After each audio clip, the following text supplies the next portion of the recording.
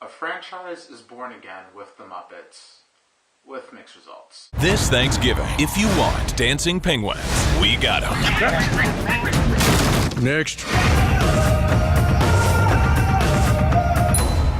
No problem. If you want an eternal love story between a girl and a vampire, What the? would you settle for a pig and a frog? Only one movie has it all. Jason Segel, Amy Adams. Wait, go back. Where's Jason? Phenomena. The Muppets. Awesome. Rated PG this Wednesday. I'm gonna be honest, I didn't watch the Muppets as a kid. I knew of them, but not a lot about them outside of Kermit and Miss Piggy. I kind of just jumped on the hype train when those parody trailers came out earlier this year. So did I enjoy the movie in spite of my ignorance of this franchise? Yes, but I did find it a bit underwhelming for a few reasons. But we'll get to that later. Here's the plot. Jason Segel's character Gary has a brother named Walter, and he's a huge Muppets fan. So Gary and his girlfriend Mary, played by Amy Adams, take Walter on their trip to LA. Like, Gary and Mary are supposed to go as a couple, but Gary didn't want to leave Walter behind. Anyway, they make it to the old Muppet Theater, and it's all empty and dusted up. While there, Walter ends up overhearing this plot to destroy the old theater, and leave it up to a guy named Tex Richmond, played by Chris Cooper, to want to carry out this dastardly deed. And the only way to stop him is to raise $10 million.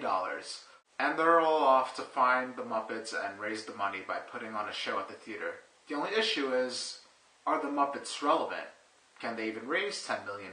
So throughout the whole movie, they're kind of asking us this question, and which is where my issue with the movie begins.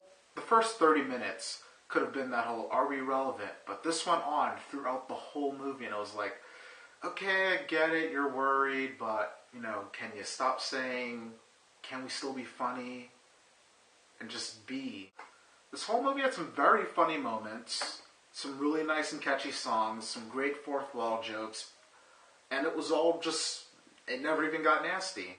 But it kind of just drowned itself in too much sentimentality surrounding this question. The movie still had some pretty nice cameos. You're going to look at me weird for saying this, but my favorite cameo was by Selena Gomez, and here's why. She just shows up out of nowhere and is just like, I don't even know who the Muppets are. My publicist told me to come here. Like, that had me dying. Sorry for the spoiler. The fact that the people that made this movie wanted to pay so much respect to the Muppets is kind of what got in the way of what this movie could have been.